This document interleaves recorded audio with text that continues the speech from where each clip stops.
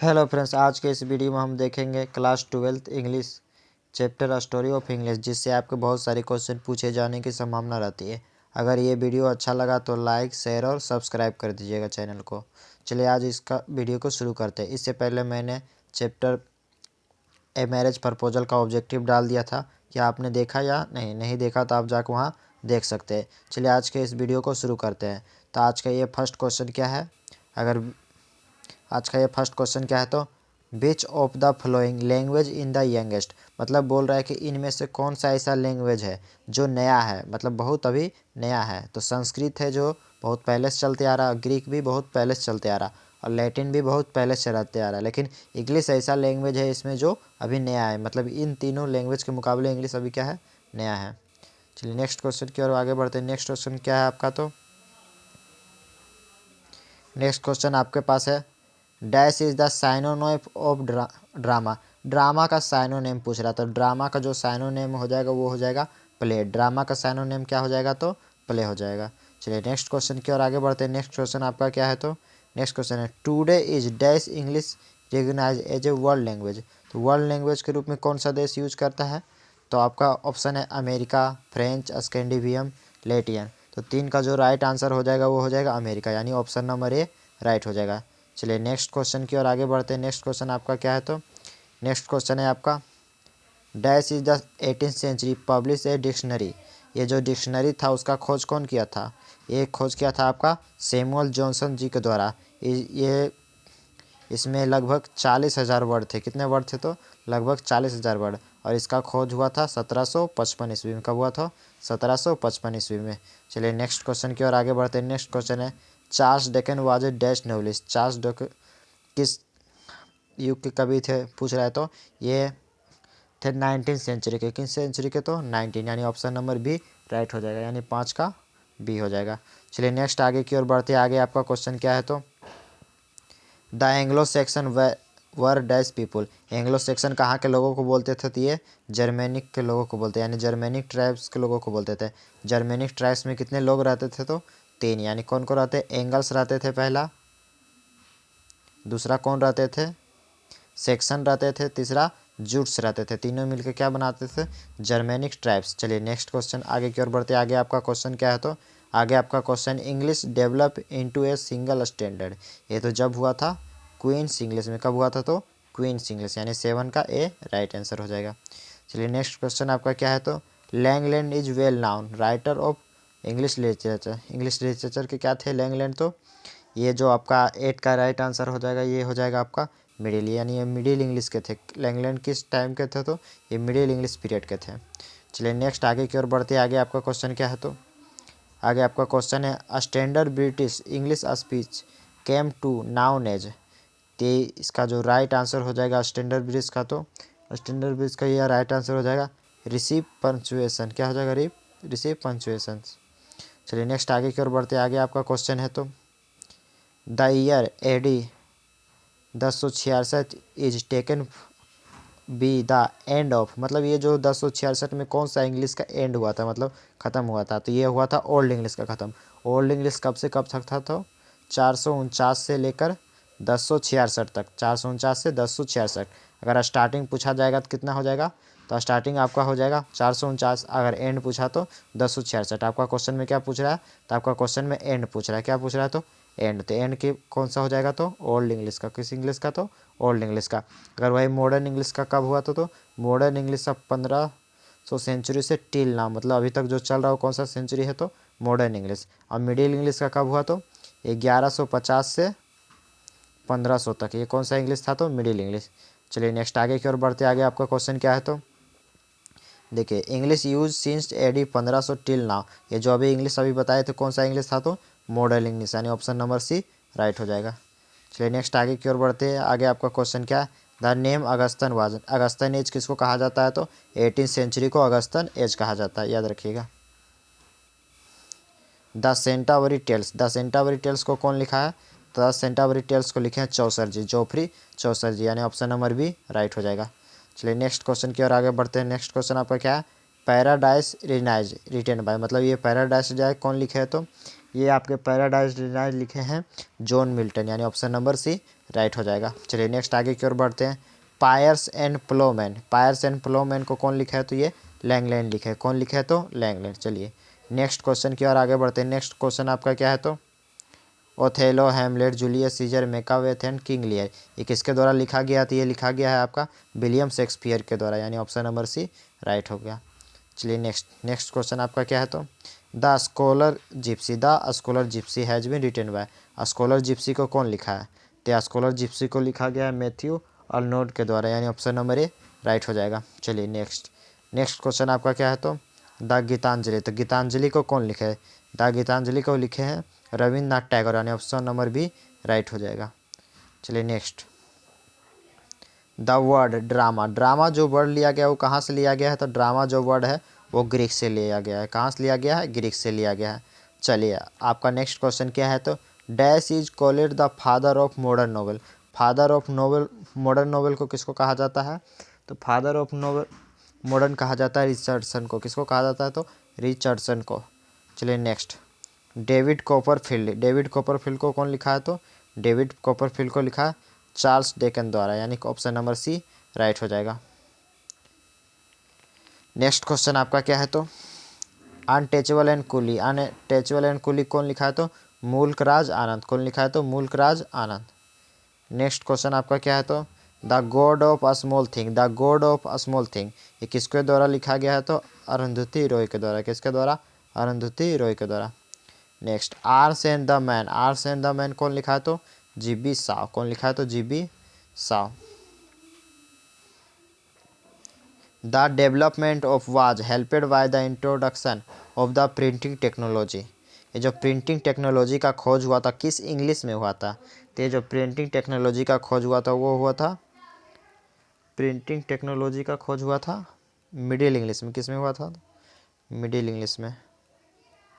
चलिए next question की ओर आगे बढ़ते हैं। नेक्स्ट क्वेश्चन आपका क्या है? तो Tughlaq is written by, Tughlaq को कौन लिखा है? तो तुगलक को आपका लिखा गया है ग्रीष्क्रान के द्वारा। किसके द्वारा? तो ग्रीष्क्रान, यानी तुगलक का रिटर्न बाय, यानी तुगलक का writer ग्रीष्क्रान।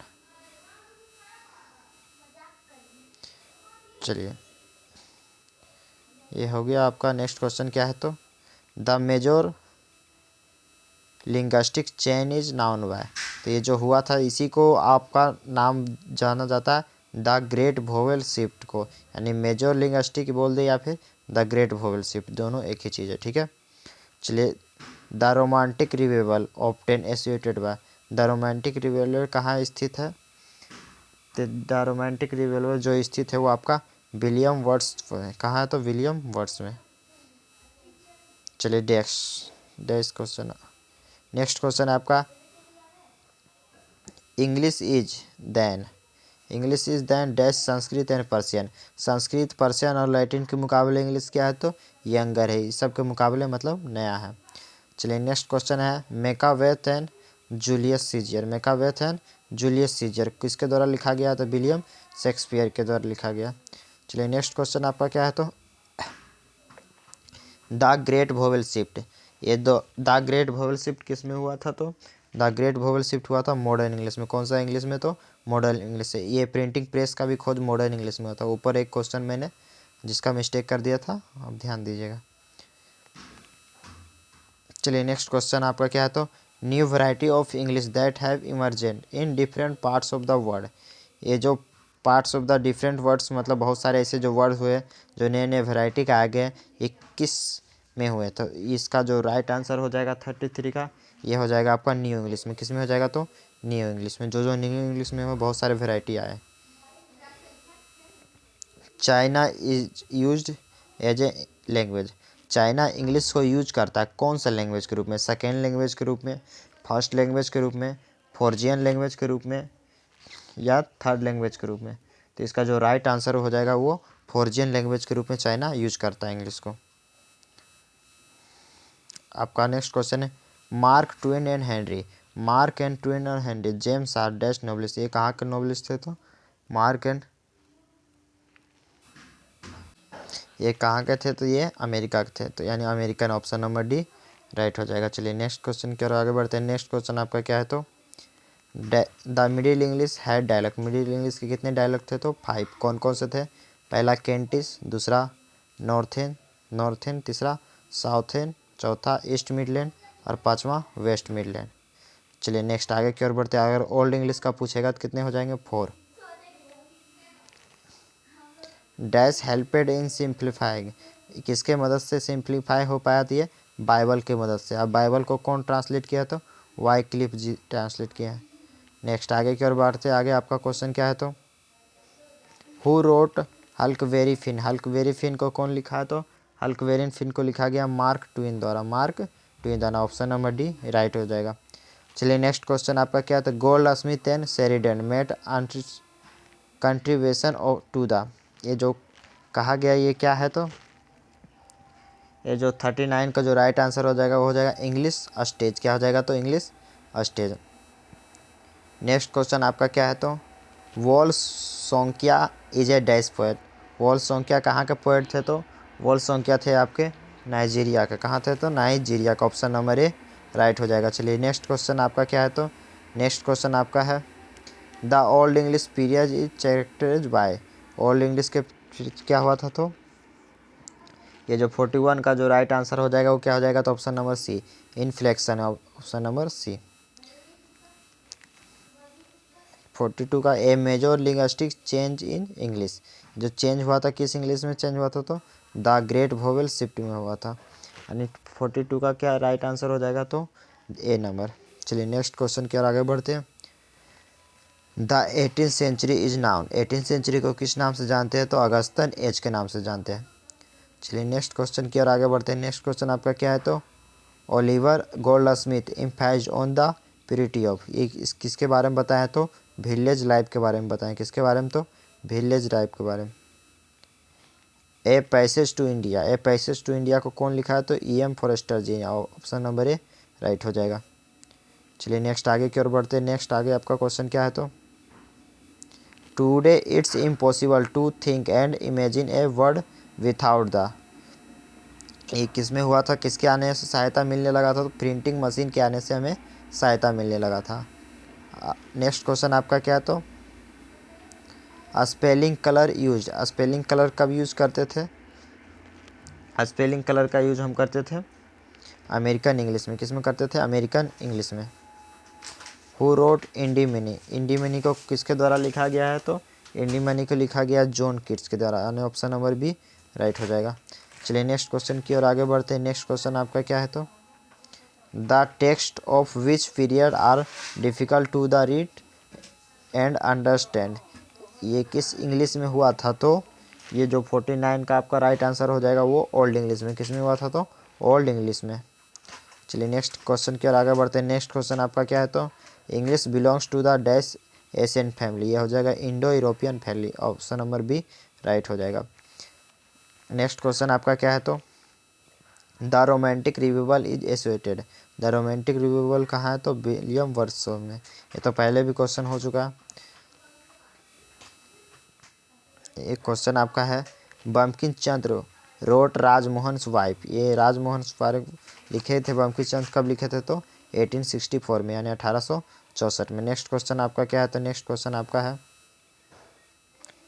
The writing system in Old English use alphabet, तो राइटिंग सिस्टम कैसा था? तो रूनिक अल्फ़ाबेट था। ओल्ड इंग्लिश में कैसा था? तो रूनिक अल्फ़ाबेट।